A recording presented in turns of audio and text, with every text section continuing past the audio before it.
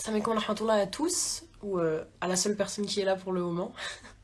Donc, on va parler aujourd'hui d'un sujet dont je voulais parler depuis quelque temps. C'est un sujet qui va s'inscrire dans la série de vidéos Viens débattre que j'avais commencé à faire.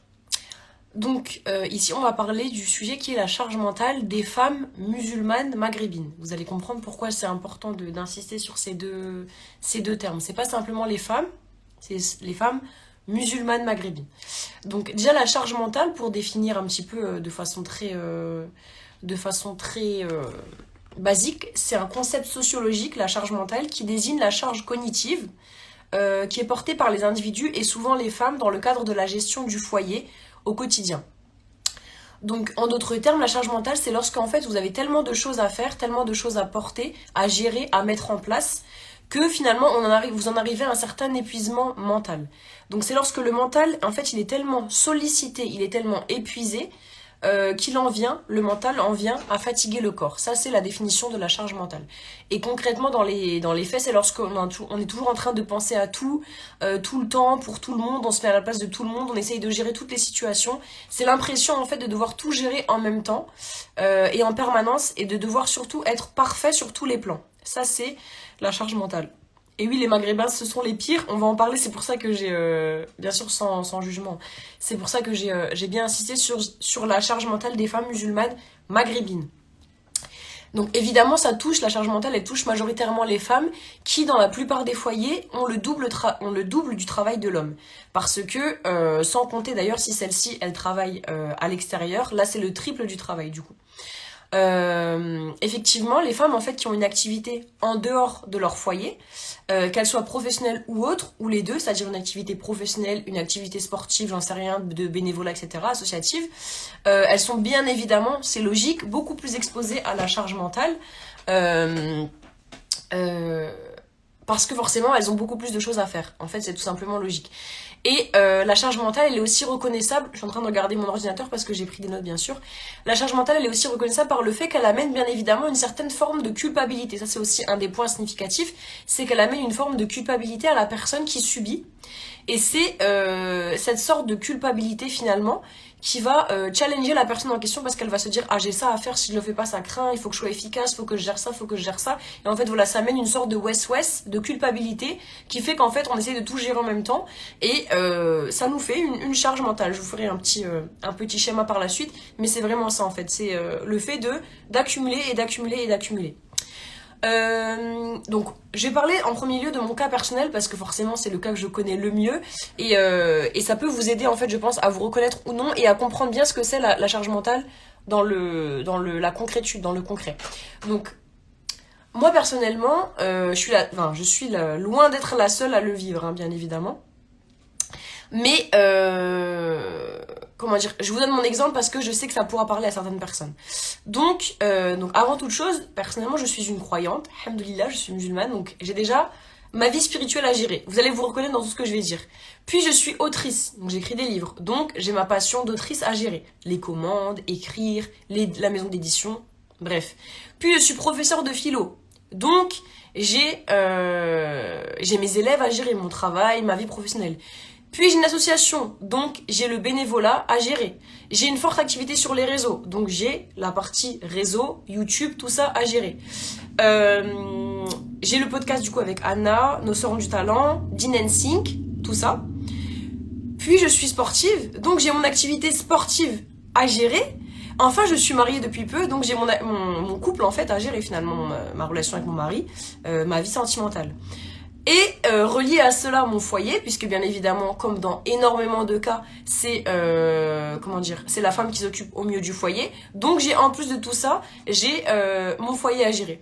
Je vous dis tout ça pourquoi ? Pas pour me vanter, mais simplement pour vous donner un exemple, parce que je sais que beaucoup de femmes, elles sont dans mon cas. J'ai beaucoup de sœurs qui sont comme ça, mariées. En plus elles sont mamans. Mariées, maman, elles ont une association, elles travaillent, elles font du sport, bref, incroyable. Donc tout ce que je viens d'énoncer, toutes ces activités, elles pourraient être représentées finalement sous forme de strates, je vais vous faire un peu comme ça, mais sous forme de strates, d'étages qui pourrait, et en fait tous ces étages là c'est pour symboliser la charge mentale, ce que c'est. Donc j'ai des papiers là, je sais pas ce que ça va donner mais on essaye. Bismillah. Donc la charge mentale c'est un peu ça. En gros, là j'ai voilà, donc je suis croyante, ça c'est une première strate de charge mentale. Puis j'ai mon activité sportive, c'est une deuxième strate. Puis je suis prof, c'est une troisième strate. Puis je suis mariée, j'ai une activité bénévole, j'écris des livres, j'ai mon foyer. Vous voyez ce que je veux dire? C'est tout ça la charge mentale. Et en fait, à force, bon, c'est imagé, hein, bien sûr, mais tout ça, ça monte déjà à la fin, ça finit sûrement comme ça. Donc il y a tout ça, et peut-être un peu plus. En fait, la charge mentale, c'est tout ça. C'est le fait de détacher, de superpositionner sur notre mental des strates et des, comment dire, des strates en fait, des choses à supporter en fait. Comment je pourrais dire? Des briques, on peut dire des briques. La charge mentale, ça pourrait être symbolisé par des briques à porter, et ça finit par être comme ça. Vous voyez les livres à côté, c'est un peu ça. La charge mentale, c'est un peu ça. C'est le fait en fait d'avoir toutes ces choses à gérer et qui en fait, elles sont tellement difficiles à gérer ou alors elles sont tellement multiples, c'est souvent plutôt le facteur de la multiplicité qui fait qu'en fait ça devient une charge mentale, ça devient une charge, c'est un fardeau, c'est quelque chose de lourd à porter. Parce qu'on entasse, on accumule, au point que ça arrive là et qu'on n'en peut plus en fait. Voilà. Donc là c'était un peu le, le côté représentationnel au niveau symbolique. La raison pour laquelle, déjà, je voulais vous dire aussi la raison pour laquelle je parle, maintenant on va passer au cas des femmes musulmanes maghrébines. La raison pour laquelle j'insiste sur ces femmes-là, c'est parce qu'avant tout, j'en suis une, voilà. Mais aussi parce que ça me semble, de tout ce que j'ai vu jusqu'à présent, j'ai que 27 ans mais j'ai vu beaucoup de choses, ça me semble vraiment démultiplié dans le cas de la communauté maghrébine. Encore une fois, on va dire que tu tapes toujours sur les Arabes, sur les Maghrébins. Je tape pas sur eux parce que j'en fais partie, mais c'est parce que c'est les personnes que je vois le plus en fait, du coup c'est les personnes desquelles je peux le mieux parler, et c'est pas du tout une critique, c'est simplement des constats, et c'est à partir des constats qu'on peut avancer, et moi j'en fais partie, donc ça voudrait dire que je me critique. Donc oui, je me critique, mais c'est en bien en fait, c'est positif, c'est pas de la médisance. Encore une fois, c'est ce que je veux dire aussi, c'est qu'il faut mettre un gros disclaimer, c'est qu'on ne doit pas parler de la religion ici, parce que souvent, bien sûr j'ai parlé des femmes musulmanes maghrébines, mais malheureusement vous allez comprendre pourquoi, Inch'Allah, si Allah il me permet d'avoir un propos clair, vous allez comprendre que souvent on prend le cas de la religion, on prend les grandes lignes de la religion pour excuser des comportements très culturels, des comportements très en fait très non religieux en fait, simplement des comportements, on va dire des comportements qui viennent d'un certain héritage familial, d'un certain héritage culturel, de certaines mœurs qui sont reliées à un pays, voilà. Mais c'est pas religieux. Encore une fois, dans ces vidéos-là, surtout les vidéos Viens débattre, c'est vraiment ma pensée, donc je vous le dis, j'enlève ma casquette de ouléma, j'ai pas de casquette de ouléma, je ne suis pas shir, c'est ma pensée. Voilà, comme ça, c'est un gros disclaimer, mais je préfère le faire. Donc, si on prend la première chose, le premier cas, c'est le cas des femmes musulmanes maghrébines qui restent à la maison, par rapport à la charge mentale. Le fait qu'elles puissent travailler, avoir une activité hors de leur foyer, reste encore assez novateur. Dans beaucoup de pays, souvent du Maghreb ou même des pays arabes, c'est encore quand même, bon il y en a pas mal, hein, mais dans les mentalités, on va dire les plus traditionnelles, la femme elle reste quand même à la maison. De coutume, en fait, les femmes elles restent à la maison, de coutume, pour s'occuper du foyer, des enfants, et les hommes partent travailler dehors. Et c'est une sorte de modèle qui a persisté pendant des années, tant et si bien, en fait, qu'on a fini par le confondre avec la religion. Voilà, c'est pour ça que je vous dis, disclaimer, ce n'est pas religieux. Effectivement, rien n'empêche dans l'islam la femme d'aller travailler. CF Khadija, CF Shifa, je vais pas vous refaire ma série sur les femmes d'islam, vous avez compris. Mais, étant donné qu'à une certaine époque, le salaire d'un homme suffisait au foyer, en général, même encore maintenant, dans certains pays maghrébins musulmans, eh bien tout simplement, ou alors parce que les mentalités n'étaient pas évoluées au point que les femmes aillent travailler, alors en fait, les femmes restaient à la maison, et à force de voir ce modèle se perpétuer, on en a peut-être inféré que c'était religieux, alors qu'encore une fois, comme je vous le dis, ce n'est pas haram qu'une femme travaille dans l'islam, ce n'est pas contre religieux, c'est pas contre nature, il n'y a aucun problème avec ça, simplement elle doit avoir des adab, si elle peut garder son voile, bref, comme un homme en fait, un homme qui va travailler, il doit avoir des adab et respecter sa religion. C'est pareil pour la femme. Mais tout ça pour dire que dans l'imaginaire de beaucoup de personnes, et d'hommes en particulier, je l'ai vécu pour vous le dire, donc c'est pour ça que je vous le dis, une femme qui reste à la maison, c'est pas vraiment une femme qui travaille. C'est-à-dire la femme qui reste à la maison dans son foyer, elle travaille pas vraiment en fait, elle est chez elle, bon, elle est bien, voilà. Elle est chez elle après tout en fait, au sens où le travail domestique, l'entretien du foyer, il est malheureusement pas vu comme du travail. C'est pas vu comme quelque chose de pénible, c'est pas vu comme quelque chose de difficile parce que on est à la maison, on est au chaud, et c'est vrai, on est à la maison, on est au chaud. Mais pour autant, ça reste du travail. Et combien de fois j'ai entendu des hommes faire ce genre de remarques dans mon entourage ou des sœurs qui me le racontaient, bref, ou même sur YouTube, plein de choses, plein de situations comme ça, des hommes faire ce genre de remarques, mais elle travaille pas en fait, elle a le temps, elle travaille pas, elle est à la maison, elle a pas eu le temps de le faire. Comme si en gros t'es à la maison, tu n'as rien à faire. Puisque la femme en fait elle reste chez elle, elle est à l'intérieur, on voit pas ce qu'elle fait. Et on voit pas ce qu'elle fait surtout comme du travail. On n'associe pas ça à du travail. Et c'est là le grand problème, je vais vous dire pourquoi. Parce que je suis en train de baisser mon ordinateur, enfin le fil. C'est là le grand problème parce que la charge mentale qu'elle porte, qui lui pèse, en fait elle n'est pas vue par l'extérieur comme une charge mentale. C'est là le grand problème. C'est que, étant donné que... en fait, au contraire, pardon, on trouve ça normal puisque elle reste à la maison. C'est pas interprété comme du travail, c'est pas interprété comme quelque chose de pénible, mais plutôt comme quelque chose allant de soi, quelque chose d'inné, qu'en fait que la femme elle devrait naturellement porter et qu'elle devrait naturellement assumer. Le fait que la femme en fait elle reste à l'intérieur, chez elle dans son confort quotidien, apparaît ainsi comme une sorte de rempart contre toute forme de pénibilité, de dureté, de travail en fait. On n'associe pas ça à du travail. Alors que dans les faits, le travail domestique, excusez-moi, elle pourrait être une femme, je vous le dis, n'est pas forcément moins dur que le travail à l'extérieur. Travailler toute la journée dans la maison, à faire le ménage, le repas, les linges, les enfants, etc., etc., etc., c'est pas plus simple que d'être assis toute la journée dans un bureau. Ce sont deux choses différentes, mais on peut pas dire que c'est plus simple. Ce sont deux choses différentes. En fait, là où la charge mentale, elle intervient, parce que le cas, c'était le cas des femmes musulmanes maghrébines à la maison, là où la charge mentale, elle intervient chez ces femmes-là à l'intérieur, c'est finalement quand elles se rendent compte qu'une fois que le mari et les enfants sont rentrés, eh ben le travail n'en finit pas parce que après s'être occupée de son foyer, eh bien maintenant elle doit s'occuper de ses enfants qui rentrent, de son mari qui rentre. Vous voyez ce que je veux dire? C'est en ça que c'est vicieux en fait, parce que la charge mentale, elle est infinie puisque, comme il n'y a pas de, mais on en parlera après, mais comme il n'y a pas de séparation entre intériorité et extériorité, la charge mentale elle n'en finit jamais. Maintenant elles doivent s'occuper du coup des nouveaux arrivés une fois que tout le monde est rentré le soir. La charge mentale elle est très présente chez ces femmes qui n'ont pas d'activité en dehors de chez elles parce que tout simplement comme je viens de le dire, elles n'ont pas de soupape d'extériorisation si vous voulez, elles n'ont pas de elles n'ont pas de soupape en fait, elles n'ont pas de moment où elles peuvent souffler. Elles n'ont à proprement parler pas ce moment qui quand on travaille dehors, quand on rentre, on a ce moment en fait de cette scission, cette coupure. Alors que ces femmes qui travaillent à la maison, elles n'ont pas ce moment-là. Ce moment qui, quand on rentre chez nous après une longue journée de travail, on se dit ok, je suis rentrée, c'est fini. Voilà. Puisque en fait, elles cumulent tous leurs rôles et toutes les tâches à la fois à l'intérieur du même endroit. Vu que son foyer, c'est dans son foyer, elle s'occupe de son foyer et de l'intériorité, mais une fois que le mari et les enfants elles sont rentrés, elle s'occupe encore, elle a un autre rôle. Et tous ces rôles-là, elle les accumule dans le même endroit, dans le foyer.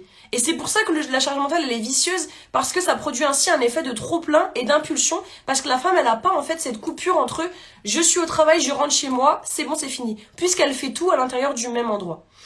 Sans compter encore une fois sur la culpabilité qu'on lui impose de l'extérieur, lorsqu'elle n'a pas par exemple réalisé telle ou telle tâche. Mais t'étais à la maison toute la journée, t'as pas eu le temps de le faire. Ce genre de phrases qui sont très difficiles à prendre bien en fait, qui sont très difficiles à accepter. Quand tu sais que tu t'es tapé toute la journée les linges, j'ai pas d'enfants, je parle pour moi, mais les linges, les ci, les ça, la nourriture, machin, et que tu n'as pas eu le temps dans toute cette longue journée de faire une chose, on te dit mais t'étais à la maison toute la journée, t'as pas eu le temps de le faire. Vous voyez bien de quoi je parle, ce type de réflexion. Dans ce cas précis, à mon sens, c'est...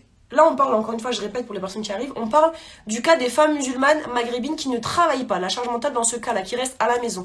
Dans ce cas précis, à mon sens, c'est l'impossibilité d'extérioriser, de passer d'un endroit identifié comme le travail à un endroit identifié comme le repos, la maison, le foyer. C'est précisément cette impossible coupure-là qui accentue la charge mentale. On a aussi vu cela dans le cas du télétravail. J'ai trouvé cet exemple hier, je me suis dit c'est un bon exemple. Le cas du télétravail. Même s'il apporte des avantages incroyables, j'ai pu télétravailler pendant quelques temps, pas longtemps, mais je me suis dit c'est vraiment super parce que t'es chez toi, tu peux te lever si ton travail commence à 8h, tu peux te lever à 7h50, c'est trop bien, je veux aller prier, j'ai juste à me mettre en pause, je vais prier, enfin c'est trop bien en fait, je suis chez moi, j'ai pas besoin de me déplacer, c'est génial. Mais malgré ces avantages non négligeables, le télétravail, on a vu qu'il avait posé le sérieux problème de la dissociation entre le monde précisément du foyer domestique, du repos et celui du travail, puisque en brouillant les frontières entre ces deux mondes, le foyer et le travail, le télétravail, qu'est-ce qu'il a fait? Il s'est vu problématique puisqu'il n'y avait pas de réelle coupure entre l'espace de la maison et l'espace du travail. Ce qui évidemment ne pouvait que accentuer la charge mentale tout simplement. Parce que, pardon, pour la plupart des gens, moi y compris, une fois qu'on a quitté le travail, et qu'on est rentré à la maison, on pense plus, ou alors on pense quand même beaucoup moins au travail, il faut dire les choses. Mais si ce travail, précisément, il se trouve dans la maison, bah t'es toujours en train d'y penser en fait, parce que on dirait pas, mais l'impact du visuel, enfin le visuel a un véritable impact.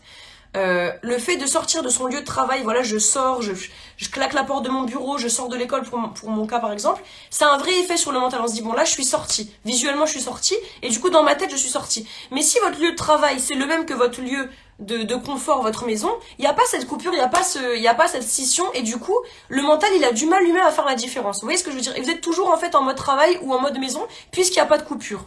Voilà. La vision, ici, elle a un vrai rôle dans le bien-être mental. Le fait de, voilà, je suis sortie, je vais dans un autre endroit, mon cerveau, il arrive à faire la coupure, il arrive à faire le distinguo. Là, il n'y a pas de distinguo. Donc, ce que je disais, c'est que dans le cas des femmes qui restent à la maison, la charge mentale, elle est double, surtout si elles travaillent de chez elles, puisqu'en fait, il n'y a pas de coupure entre les deux, en fait. Il n'y a pas de moment où elles se disent, je suis sortie. Elles sont toujours dans cet imbroglio, c'est-à-dire ce malentendu, on va dire, ce méli-mélo entre travail et vie domestique. Maintenant, le cas, parce que c'est aussi le cas de celles qui ont une activité hors de la maison.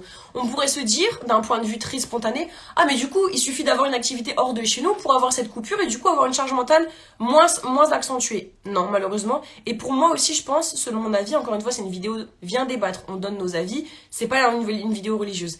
Selon moi, je pense que ce sont les femmes qui ont une activité professionnelle, qui ont une charge mentale plus élevée. Pourquoi ? On va voir pourquoi. Parce qu'effectivement, comme on l'a vu en introduction, la charge mentale est très présente dans les deux sphères de la vie de ces femmes. Quand elles sont au travail, elles pensent à la maison, elles pensent à ce qui les attend à la maison, les devoirs des enfants, le repas, les tâches domestiques, mon mari, est-ce qu'il va être de bonne humeur, qu'est-ce qu'on va faire ce soir, est-ce qu'on regarde un film, blablabla. Bla bla bla. Et quand elles sont à la maison, elles pensent au travail. Par exemple, moi, est-ce qu'il faut que je corrige mes copies, est-ce que mes élèves, ils ont bien fait leur évaluation, blablabla. Vous voyez ce que je veux dire? Les deux champs ne font que se mêler, en fait. Mais, oui, pardon. Dans le cas des femmes qui travaillent hors de la maison, il y a donc bien cette soupape de respiration, il y a donc bien cette coupure entre le monde domestique et le monde du travail, mais cette coupure-là, elle n'est pas assez épaisse et pas assez durable parce qu'elle est toujours parasitée, comme je viens de vous le dire, par des inquiétudes liées aux deux domaines. Quand je suis dans un domaine, je pense à l'autre. Quand je suis dans un autre domaine, je pense à l'un. Vous voyez ce que je veux dire? Et je dirais même, voilà, comme j'ai dit il y a 1 minute, je dirais même que la charge mentale chez ces femmes, elle est plus vicieuse. Parce que quand une femme rentre à la maison du travail et qu'elle se plaint qu'elle a encore tout à faire à la maison, alors il y a souvent deux grandes réactions. Quand on rentre du travail en tant que femme et qu'on se plaint parce que t'es rentrée du travail, ma grande, mais tu dois encore faire à manger, les devoirs des enfants, le bain, bref, tout ça, et il y a deux grandes réactions face à ça. Il y a les hommes, ou même les femmes, ça qui est triste, qui vous disent, t'as voulu faire la femme moderne et travailler, maintenant t'assumes. Et la deuxième réaction, c'est, oh c'est bon, t'as du repos, tu viens de rentrer, tu vas encore te plaindre. Vous voyez ce que je veux dire? En fait, c'est pour vous dire que la charge mentale, c'est vraiment quelque chose de pernicieux et de vicieux, parce que ces personnes-là qui nous font ces remarques-là, elles ne prennent pas en compte la charge mentale. Elles ne comprennent pas qu'en fait, quand tu es une femme, et c'est statistique, c'est prouvé, quand tu es une femme, tu n'as pas de repos en fait entre ton travail et ton lieu domestique. Tu es toujours en train de travailler, que ce soit domestiquement ou que ce soit professionnellement, on est toujours en train de travailler. Ce qui évidemment, donc ces deux grandes situations dont je vous ai parlé, donc soit t'as voulu faire la femme moderne, maintenant t'assumes, ça on l'a déjà pris dans les dents, on l'a déjà mis dans les dents. T'es prof, t'as voulu travailler, maintenant assume. D'accord, merci. Et la deuxième chose, c'est bon, t'as du repos, ne te plains pas. Ces deux réponses, elles ferment complètement la discussion et le débat, puisque dans les deux cas, on pose une culpabilisation sur elle. T'as voulu faire la femme moderne, tu assumes. Mais pourquoi tu te plains, t'as du repos? Vous voyez ce que je veux dire? Dans les deux cas, il y a une culpabilisation. Et la culpabilisation, c'est un des traits caractéristiques de la charge mentale.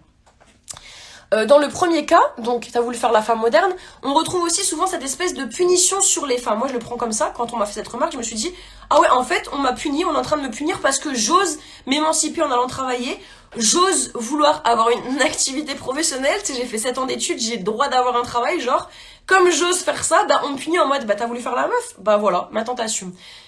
Donc dans ce cas-là c'est très compliqué parce qu'il y a une sorte de punition, comme si, en fait tu vois, toi t'as pas voulu que t'as pas voulu que ta vie tourne autour de ton foyer, tu n'as pas voulu que toute ta vie tourne autour de tes enfants et de ton mari, alors tu seras puni en assumant. Vous voyez, t'as voulu aller travailler et faire la féministe, maintenant assume, travaille plus maison ma belle. Et ouais, et ça c'est dur, ça c'est très dur quand on te met ça dans les dents. Et c'est une chose que j'ai beaucoup entendue, encore une fois, dans les milieux maghrébins et arabes, parce que je vous parle de ça parce que je le suis, bien que je sois convertie, et je côtoie que des personnes maghrébines ou arabes, quasiment. Mais c'est souvent ces réflexions-là, on les entend souvent dans les milieux un peu extrémistes, ou un peu, voilà, on va redire sur les mêmes termes, wahhabite, salafi, ce genre de choses, vous savez, qui m'énervent, au niveau religieux. Comme si la femme, en fait, elle devait, en effet, payer au prix fort sa liberté. En mode, t'as voulu être libre, t'as voulu assumer d'aller travailler, bah maintenant, assume jusqu'au bout. Tu vas avoir la maison, plus de travail à gérer et tu la fermes. Son émancipation professionnelle, elle doit la payer au prix fort. Ça, c'est quelque chose que j'ai remarqué. Avec le double du travail. Et le plus vicieux, à nouveau, selon moi, c'est qu'en fait, on fait passer cette charge mentale qui est réelle et concrète. C'est réel. Moi, depuis quelques semaines, je parle avec ça avec Léana qui est là, Lina. Je parle de ça avec des sœurs, c'est quelque chose de réel. La charge mentale, c'est pas des conneries, genre c'est pas des caprices en mode oh, je suis fatiguée. Non, c'est réel, c'est quelque chose de réel. C'est scientifique, c'est sociologique, c'est réel. On fait passer cette chose réelle et concrète pour une simple fatigue et dans le pire des cas pour un caprice en mode oh c'est bon, arrête de te plaindre. Ne dites pas ça aux femmes s'il vous plaît, parce que c'est quelque chose de très difficile à gérer quand on reçoit. Tu sais, t'es fatigué, t'en peux plus et t'as tout ça, comme je vous ai dit juste avant là. T'as tout ça sur la tête. T'as tout ça sur la tête de charge mentale et on vient te dire oh c'est bon arrête de te plaindre hein, tu vas te reposer là t'es sorti de travail. Si vous voulez pas qu'il y ait un crime, évitez ces phrases, je vous assure. Mais ça pour dire que ça va vraiment beaucoup plus qu'un caprice en fait.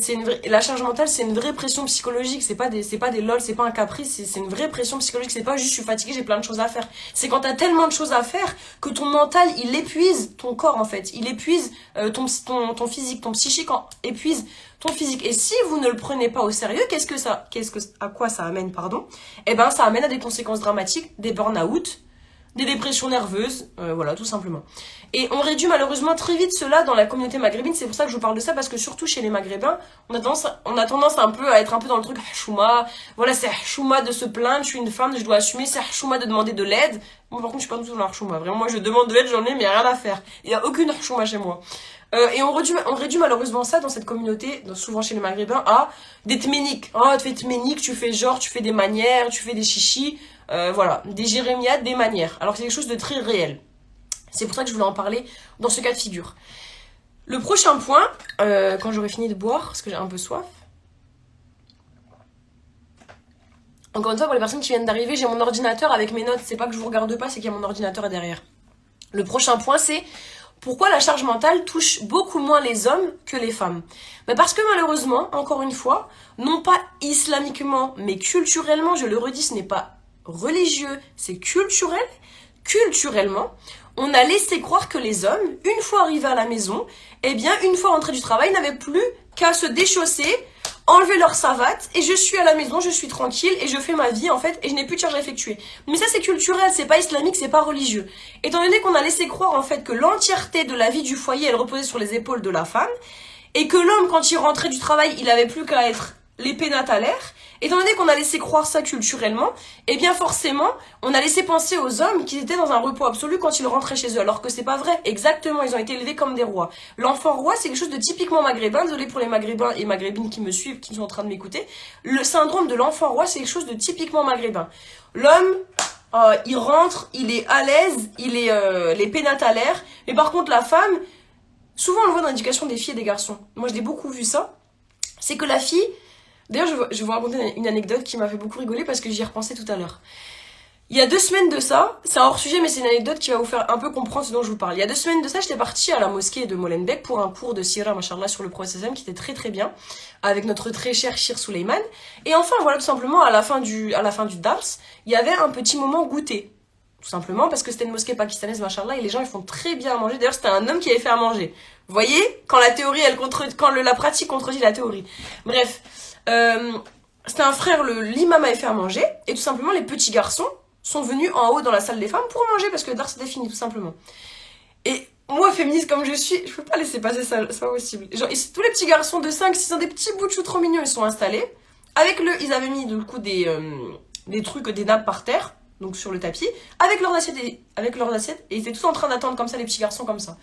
Et des sœurs à moi, c'est ça qui est triste en fait, c'est que ce sont des femmes qui font ça. Même si je sais qu'elles font pas exprès, mais des sœurs à moi disent aux petites filles, bah venez, on va servir, on va ramener la nourriture, vous servez le pain, toi, je sais pas, toi, Maroua, tu vas servir le coca, toi, Fatima, tu vas servir. Et moi j'ai dit, bah les petits garçons, ils font quoi?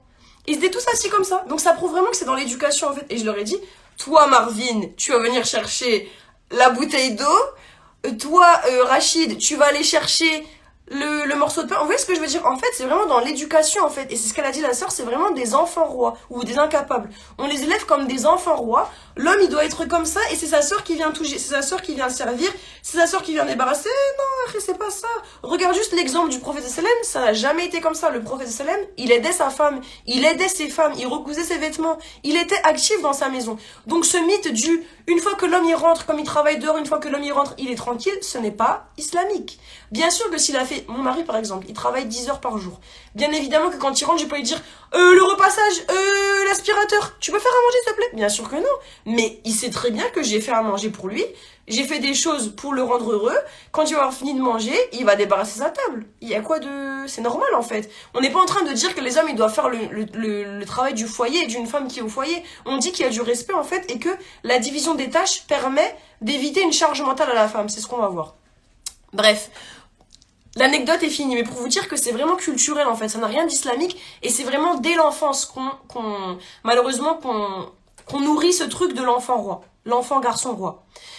Donc évidemment, en fait c'est ça, évidemment quand l'homme y rentre, étant donné qu'il a toutes ces idées-là dans la tête, qui se dit moi j'ai fait j'ai fait mon droit en tant qu'homme musulman, maintenant c'est à elle de faire les choses quand je rentre à la maison, étant donné qu'il a tout ça dans la tête, quand il va rentrer du travail, après une journée de travail qui est épuisante, on dit pas le contraire, et que la femme, elle aussi fatiguée de sa journée de travail, elle vient se plaindre et qu'elle lui demande un petit peu d'aide, et ben forcément, il ne peut qu'être quoi? Il ne peut qu'être énervé et outré. Parce que pour lui, il a fait son taf dehors, maintenant il rentre à la maison, il a plus rien à faire. Mais non, malheureusement, ce n'est pas, enfin, heureusement, ce n'est pas islamique, c'est culturel.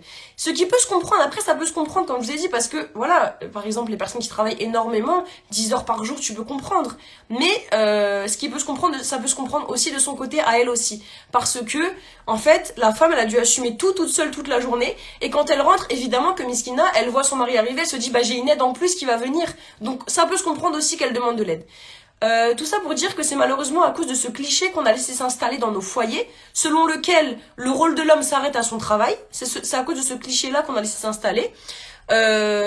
Finalement qu'on est arrivé à cette situation de la charge mentale qui repose sur la femme.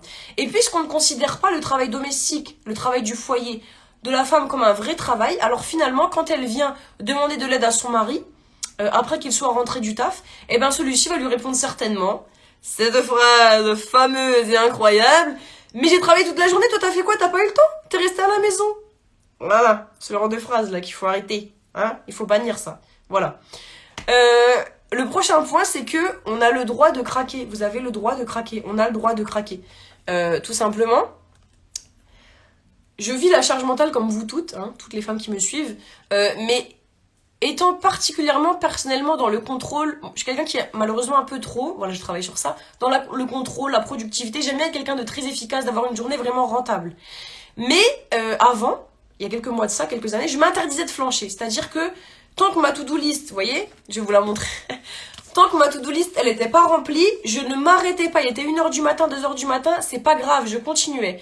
Quitte à finir ma to-do list à plus de minuit passé, comme je l'ai dit par exemple à 3h, 4h du matin, et finalement, le lendemain matin, je me réveillais à 11h midi. Mais quel est l'intérêt alors? Parce que tu te réveilles à midi, toute ta matinée elle est grillée, et au final t'as même pas bien dormi parce qu'on sait très bien que le sommeil le plus réparateur c'est pas celui du matin. Vous voyez ce que je veux dire? Donc, tout ça pour dire que j'aurais pu simplement me réveiller plus tôt, et ainsi tout faire en une journée. Mais maintenant, j'essaye, et je vous enjoins à le faire, j'essaye de ne plus vivre en fonction de mes to-do list, même si je continue à les faire parce que c'est quelque chose qui me rassure. Je suis une personnalité qui est dans le contrôle et qui est dans la productivité, du coup ça me rassure. Mais je continue à en faire, mais j'essaie de me dire, j'essaie d'avoir de la rahma pour moi. Il faut avoir de la miséricorde pour nous-mêmes. C'est-à-dire, tu n'as pas fait tout ce que tu voulais aujourd'hui, ce n'est pas grave. Tu as fait tes sabab, tu as essayé, tu as fait tes efforts. Khair, Inch'Allah, il faut essayer d'être comme ça avec nous-mêmes. Même si c'est très dur, et je me le dis moi-même parce que je suis très exigeante avec moi-même et c'est difficile. Mais il faut essayer de se dire... La charge mentale, en fait, elle va diminuer comment? En se disant, j'ai fait mes efforts, j'ai fait tout ce que je pouvais, j'ai pas réussi, mais c'est pas grave. Et j'ai le droit de pleurer, j'ai le droit d'être triste, j'ai le droit de... Il faut arrêter, en fait, c'est aussi une autre chose, ce culte de... Mais voilà, c'est pour ça que je vous dis, c'est vraiment très typiquement maghrébin et arabe. C'est ce culte de, faut pas pleurer, sarchouma, pleure pas, demande pas de l'aide, arrête de te plaindre, sarchouma, sarchouma, sarchouma, fais tout toute seule, la femme elle se plaint pas. J'ai déjà entendu ça quand je parlais avec des sœurs, des maris qui disaient à leur femme, quand leur femme elle craquait parce que elle est fatiguée, tu vois ce que je veux dire, ils leur disaient, mais ma mère, moi, elle a assumé 5 enfants, elle a jamais pleuré, hein. Comment on peut dire ça à sa femme déjà de une? Et c'est pas parce que ta mère... Vous pensez vraiment que les anciennes femmes, elles étaient comme nous, elles avaient la même capacité, hein. Mais simplement, pourquoi elles pleuraient pas? Parce que c'était encore plus chouma, et parce que c'était culturel, et parce que si elles étaient fatiguées ou si elles avaient envie de craquer, elles le faisaient à l'abri des regards, en fait, elles le faisaient toutes seules. Mais ne croyez pas qu'une femme, en fait, ne croyez pas qu'il y a des femmes qui sont des robots qui peuvent tout supporter, qui sont en mode tout le temps. Mais non, bien sûr que non, nous sommes des êtres humains, c'est normal de craquer. Et c'est normal de craquer et il faut arrêter avec ce culte, comme je dis, de chouma, de honteux, de il faut pas pleurer, il faut pas si, je demande pas d'aide à ma voisine, moi je suis une femme, je gère tout. Ben non frère, ben non ma soeur justement, t'es un être humain, tu n'es pas un robot, donc tu as le droit de craquer. Et c'est pas inhumain de craquer, au contraire c'est humain. C'est humain. Et les mamans de l'ancien temps, elles pleuraient, peut-être pas, mais elles pleuraient, pas devant vous pardon, mais elles pleuraient, voilà, elles pleuraient certainement, elles en avaient certainement marre dans leur doigt, dans leur sous-joude, dans leur lit, j'en sais rien, dans leur douche, j'ai entendu ça aussi il y a pas longtemps. Mais voilà, tout simplement, on est des êtres humains en fait, hein. Et croyez-moi qu'elle souffrait tout comme nous, parce que la charge mentale, c'est quelque chose d'énorme. Et comme je vous ai dit, surtout dans la communauté maghrébine, c'est un truc dont on a honte. Je sais même pas si en fait ils connaissent le mot, enfin, je sais même pas si les très anciens ils connaissent le mot de charge mentale. Parce que non, c'est normal, la femme, bah non, c'est normal, c'est son travail. Ben non, en fait, c'est pas son travail. Il y a des choses qui font partie de son travail, mais le fait qu'elle accumule tout dans son esprit et qu'à la fin ça soit comment on dit, une théière qui va exploser tellement il y en a, ça c'est pas normal et c'est pas islamique encore moins.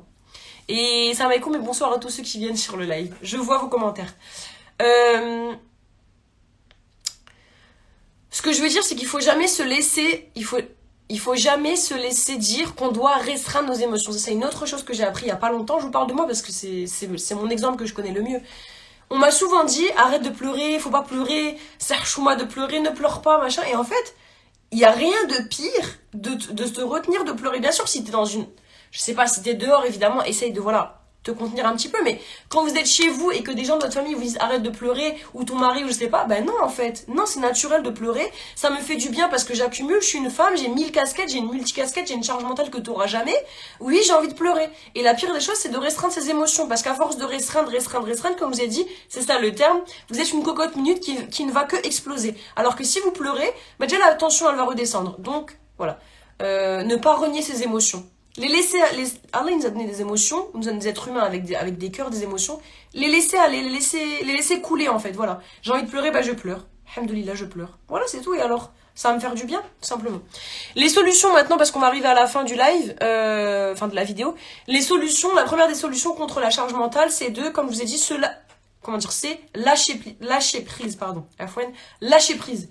Se rappeler qu'Allah, il nous demande en aucun cas une chose au-delà de nos capacités. C'est un verset du Coran, de la Sourate Al-Baqarah, vous le savez très bien. Allah, il nous impose en aucun cas, voilà, une charge supérieure à vos capacités. Jamais de la vie. Mais pour autant, on doit se rappeler ça, mais aussi se rappeler que notre corps, c'est une amana. Ça veut dire que même si toi tu te dis, ah bah regarde, là je peux tout, j'ai 150 000 trucs sur ma to-do list, je vais pouvoir tout faire aujourd'hui, mais regarde, il est minuit 30, je suis crevée, mais c'est pas grave, je le fais.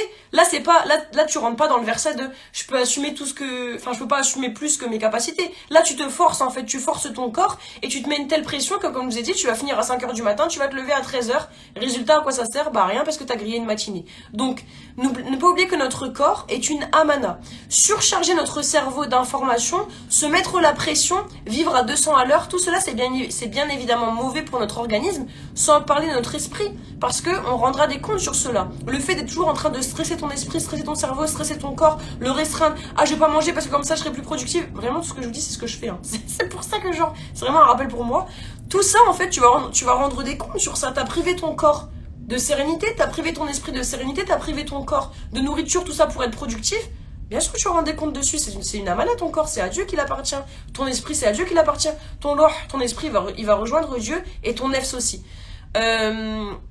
on rendra des comptes sur cela. Il faut essayer d'être organisé, faire des to-do list, comme je vous ai dit, parce que voilà, c'est super bien, c'est super productif.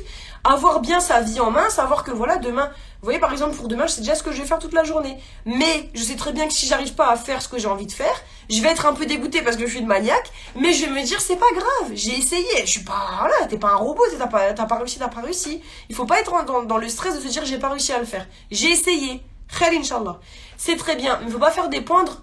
C'est ça. Faut pas faire dépendre notre bonheur et notre valeur de cette chose. En mode, si j'ai pas réussi à faire ça, je suis nulle. Mais non, t'as pas réussi parce que t'as pas réussi. Parce que tu t'es mis des objectifs trop hauts, mais t'es pas nul. Faut pas faire dépendre ta valeur humaine de ta productivité, de ton efficacité. C'est une chose que j'essaie de mettre en tête parce que c'est souvent une des pensées que j'ai eues pendant longtemps. C'est que je me disais, si j'ai pas réussi à faire tout ça, c'est que je suis nulle. Non, en fait, non. T'as essayé, t'as pas réussi, mais t'es pas nul. C'était trop exigeant pour toi. La prochaine fois, au lieu de mettre 5 choses sur ta to-do list, t'en mettras 3 et tu feras tout. Voilà. Donc la première solution, lâcher prise. Faire ce qu'on peut et arrêter. Faire ce qu'on peut et c'est tout. Si on n'y arrive pas, khair Inch'Allah, lâcher prise. Deuxième chose, demander de l'aide à ceux qui nous entourent. Et je vais le dire après, c'est le troisième point, je mettais. Demander de l'aide à ceux qui nous entourent. Mari, enfants, famille. Leur faire comprendre via la communication bienveillante, pas en hurlant bien sûr, même si c'est pas facile, mais en essayant de, voilà, les prendre dans un moment un moment de complicité, un moment comme le repas, un moment doux. Leur faire comprendre que, en fait, on est à bout de souffle, genre, on a besoin d'être épaulé. En fait, là, j'en peux plus. Tu vois, j'ai les courses à faire, j'ai mon travail, j'ai ma vie spirituelle parce que je suis croyante, j'ai mes prières, j'ai ci, j'ai ça, j'ai mon activité, j'ai mon sport et tout. Là, j'en peux plus, en fait. Et même s'il va te dire, ou elle va te dire, ou ils vont te dire, ben, pourquoi tu le fais alors t'as qu'à arrêter, t'as qu'à lâcher une activité, il faut pas rentrer dans ça en mode, ouais, il a raison, ben non. Si, effectivement, objectivement, je vois que c'est trop, je lâche une activité, mais si simplement, il dit ça pour se débarrasser de son rôle à lui de m'aider, non. Voilà, il faut demander de l'aide, ne pas avoir honte de demander de l'aide. La troisième chose, rompre avec ces clichés et ces idées limitantes. C'est pour ça que je parlais de la communauté maghrébine, parce que c'est pas une critique encore une fois, mais il y a beaucoup, c'est souvent chez les maghrébins, les arabes, qu'il y a beaucoup ce culte, voilà, comme je dis, de la chouma, de j'ai honte de demander de l'aide. Il faut rompre avec ça, en fait, parce que ces idées limitantes et ces clichés, elles nous bouffent la vie et ils ont la dent dure chez nous. Mais je dis chez nous parce que maintenant je vis avec un maghrébin, mais avant j'ai vécu à l'européenne, parce que j'étais adoptée chez des européens. Mais bref, chez les maghrébins, ils ont la dent dure, en fait, ces clichés-là. C'est la honte de demander de l'aide, je dois m'en sortir toute seule. Les femmes, elles restent à la maison, elles doivent tout assumer. C'est la honte d'aller demander de l'aide. Non, non, ça c'est des clichés, c'est pas la honte d'aller demander de l'aide à ton frère ou à ta soeur, c'est pas la honte, en fait. C'est des clichés qui ont aucun fondement et qui vont faire que t'enfoncer et t'enfoncer et t'enfoncer. Donc, rompre avec ces clichés-là et ces idées limitantes de la honte. Il n'y a pas de honte. T'es un être humain, il n'y a pas de honte. Tu es un être humain. La quatrième chose, et la meilleure pour moi, la dernière, on va dire la plus importante, faire du dhikr. Je vous parle toujours de ça, vous allez dire, mais pourquoi elle parle toujours de dhikr? Mais parce que c'est la base. Wallah, que c'est la base. Faire de la méditation et du dhikr chaque jour au moins 15 minutes. Dans nos vies qui sont suroccupées, dans nos vies qui sont surchargées, et à 200 à l'heure, se poser avec Dieu, se poser avec Allah, ne serait-ce que 15 minutes, afin de se recentrer, c'est un truc tellement important. Si on parle même pas du niveau religieux, parce qu'au niveau religieux, le fait de faire le dhikr, de se poser pendant 15 minutes, ça recentre ta niya sur lui, ça recentre ton attention sur lui, tout ce qui va être halal haram, ça sera plus simple. Pourquoi? Parce que tu seras orienté vers lui en permanence. Si on parle pas de ça, si on parle juste du côté, on va dire, quotidien, la méditation, regardez les personnes qui sont pas musulmanes et qui sont juste pas croyantes, elles font quoi? Du yoga, les bails de, comment ça s'appelle, sophrologie, les exercices de respiration, tout ça c'est quoi? Qu'est-ce que c'est d'autre à part de la méditation? Ça prouve bien que la méditation, le dhikr dans notre cas parce qu'on est musulman, ça a un vrai impact en fait dans la vie. En plus d'orienter notre cœur vers Dieu, eh bien, Allah il dit quoi dans le Coran? Il dit, n'est-ce pas avec le dhikr, n'est-ce pas avec le rappel d'Allah que les cœurs s'apaisent? Ça veut donc bien dire que, outre la sphère religieuse, quand tu fais du dhikr, ton état, il faudrait faire une expérience comme ça, mais je sais pas, le battement de ton cœur, moi, bref, ton état, de façon générale, il s'apaise. Tu es moins stressé. T'es détendu. Moi, je le vois quand je fais une séance de dhikr, quand j'ai fini, je suis apaisée, je suis détendue, ça va mieux. Mon rythme cardiaque, il a descendu. Voilà. Donc ça, c'est très très important. Ça fait baisser la pression et surtout, ça nous permet de couper 15 minutes par jour. Tu coupes avec le flot d'informations de pression. Je dois faire ça. Les enfants à l'école. J'ai pas fait ci. La machine à laver. Je dois faire une lessive. J'ai oublié ci. Faut que je fasse des évaluations de mes élèves. Faut que j'aille faire les courses. Le repas. 15 minutes. Tu te poses. 15 minutes de dhikr, 15 minutes de rappel avec Dieu. tu fais baisser la pression. Alors au début tu n'y arriveras pas parce que Dunya, parce que Shaitan, parce que Nefs, parce que tu penses à 1000 trucs, mais tu verras que même si t'as lutté pendant 15 minutes avec tes pensées, tu verras que à la fin, tu seras détendu. Donc ça, c'est vraiment important de prendre soin de sa santé mentale. Parce que la charge mentale, qu'est-ce que c'est d'autre que... Bah, ça porte bien son nom, charge mentale. C'est une charge qui se pose au niveau de notre mental, au niveau de notre cerveau. À force de faire beaucoup de choses, les messages, les trucs, les machins, toute la vie, en fait, de Dunya, toute la vie du quotidien, elle nous bouffe. Et si on ne laisse pas, par exemple, 15 minutes ou 10 minutes pour couper avec tout ça, que ce soit dans la prière, dans la méditation, et ben en fait, notre cerveau, il est submergé par ce flot d'informations. Donc vraiment, essayez d'instaurer une routine de méditation, de dhikr, parce qu'on est musulman encore une fois. Dans votre vie, 15 minutes par jour, vous vous posez. J'ai déjà fait plusieurs vidéos sur ma page pour parler de ça. Vous vous posez avec un tasbih, vous fermez les yeux. Il y a tout un weird, il y a tout un flot toute une ribambelle, d'invocations à dire. Et voilà, vous essayez de vous apaiser mentalement en vous rappelant d'Allah, parce que comme je vous ai dit, c'est un verset du Coran qui dit que, n'est-ce pas qu'avec le rappel d'Allah, les cœurs s'apaisent. Et si on revient au côté religieux, en fait, déjà, tout simplement, il faut pas être bête. Si toi tu te dis, je vais m'orienter 15 minutes vers Dieu. Dieu, il voit que tu as une charge mentale qui fait que t'en peux plus, que tu es en dépression, que tu n'y arrives plus, tu es fatigué, tu as tout à penser. Et toi, tu vas aller t'orienter vers lui pour abaisser ta charge mentale. Est-ce que tu penses pas que lui, dans toute sa clémence, dans toute sa miséricorde, il va pas évidemment faire quelque chose sur ta charge mentale? Bien évidemment que si vous vous orientez vers Dieu dans le but d'aller mieux, bien évidemment vous allez aller mieux. Faites un pas vers lui, il en fait 10. Faut jamais oublier ça en fait. La charge mentale, c'est quelque chose sur laquelle on peut avoir un impact si on s'en remet aux religieux, si on s'en remet à Dieu. Bien évidemment, la première chose, c'est de faire des doigts. Mais il faut essayer d'instaurer cette routine aussi de méditation un petit peu tous les jours pour retrouver un peu l'apaisement. L'apaisement initial. Inch'Allah. Je vais regarder juste parce qu'il y a eu des petites questions. Et après, je vais couper. Est-ce qu'on n'a pas ou est-ce qu'elles ne l'apprennent pas? Oui, je sais qu'une soeur m'avait dit aussi que il faut aussi, pour éviter la charge mentale, il faut dès le début, quand tu rencontres ton mari, bref, ou ta femme, enfin, là on parle des femmes, mais quand tu rencontres ton mari, il faut déjà lui dire les choses, il faut lui dire, écoute, moi, j'assume mon rôle de femme au foyer ou de femme, bref, j'assume mon rôle de femme, parce que la femme, elle a un plus grand impact, un plus grand rôle dans le foyer que l'homme, mais pour autant, moi, je veux que tu m'aides à la maison, je veux que tu fasses la vaisselle, voilà, il faut en parler, vous faire des contrats écrits, ça va pas oublier de le faire, un contrat écrit avant le mariage, c'est super important. Mais, pour autant, même si tu lui dis ça, vous savez très bien, on est des êtres humains. Qui est-ce qui n'a jamais, avant d'avoir rencontré quelqu'un, avant d'avoir officialisé quelqu'un, qui est-ce qui n'a jamais un peu embelli ses défauts, un petit peu, on va pas dire menti, mais on est tous en fait en train d'un petit peu embellir la situation, un petit peu embellir nos façons d'être, nos façons de nous comporter pour séduire. La séduction, c'est proprement ça, à proprement parler. Mais, même si vous faites un contrat, même si vous en parlez avant avec votre mari, il est possible que finalement vous allez vous marier, vous allez vous installer dans votre maison et finalement il va pas vous aider comme il l'avait promis. Bah c'est pas grave en fait, vous reprenez la discussion, vous lui dites écoute, voilà, comme je vous ai dit juste avant, je suis fatiguée, j'ai beaucoup de choses à gérer, j'ai une activité, c'est vrai que j'ai une activité professionnelle hors de la maison, mais je veux pas que tu me le fasses payer en disant ah bah t'as voulu faire la meuf en sortant en allant travailler et maintenant t'assumes. Ben non en fait, déjà c'est pas haram de travailler, j'ai le droit de travailler, j'ai le droit de vivre j'ai le droit de vivre pour autre chose que ma maison. Parce que ça c'est comme vous dites dans la mentalité maghrébine, c'est un peu genre la femme comment dire, l'objectif de sa vie, ça doit être son foyer et sa maison. Ben non, en fait, c'est un être humain, c'est une croyante, elle a le droit d'avoir des passions, des activités, enfin, on est des êtres humains, on n'est pas des domestiques ou des bonnes à tout faire, vous voyez ce que je veux dire? Donc voilà, c'est tout ce que je voulais dire sur ce sujet.